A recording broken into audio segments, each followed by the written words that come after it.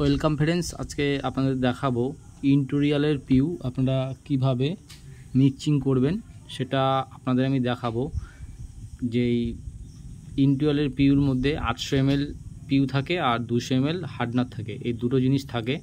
যেহেতু ইন্টেরিয়াল মানে যদি আপনার দরজা যদি আউটসাইডে থাকে, দরজা যদি আপনার যদি রোদ পড়ে তখন এই ইন্টেরিয়ালের পিউ করতে হয়। যদি দরজা যদি রোদ পড়ে তাহলে এই পালিশটা নষ্ট হয় না, তার জন্যই এটা হচ্ছে ওয়াটারপ্রুফ। এটা হচ্ছে ওয়াটারপ্রুফ, জল এবং রোদ লাগলে কিছু হয় না। এবং আপনাদের এখন মিক্সচারটা দেখাবো, দেখতে পাচ্ছেন আমি কিন্তু 800 ml এর মধ্যে যে 800 ml যে পিউটা, সেই পিউর মধ্যে কিন্তু আমি 200 ml হার্ডনার ঢেলে নিয়েছি।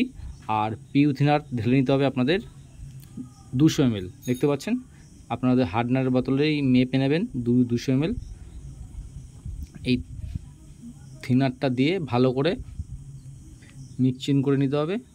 দেখতে পাচ্ছেন যত আপনি ভালো করে ফাটাবেন পিউটাকে ততই কিন্তু আপনার গ্লোজিটা বেশি উঠবে। দেখতে পাচ্ছেন এইভাবেই কিন্তু আপনাদের ফাটাতে হবে পিউটা।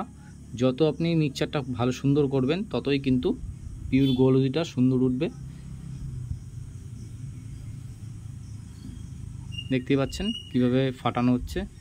এভাবে ফাটিয়ে অন্তত 5 মিনিট রেখে দিতে হবে। রেখে তারপরে আপনারা ম্যাশিংয়ের সাহায্যে আপনারা পিউটা করবেন। ফাইনালি দেখতে পাচ্ছেন আমাদের কিন্তু মিক্সচার কমপ্লিট।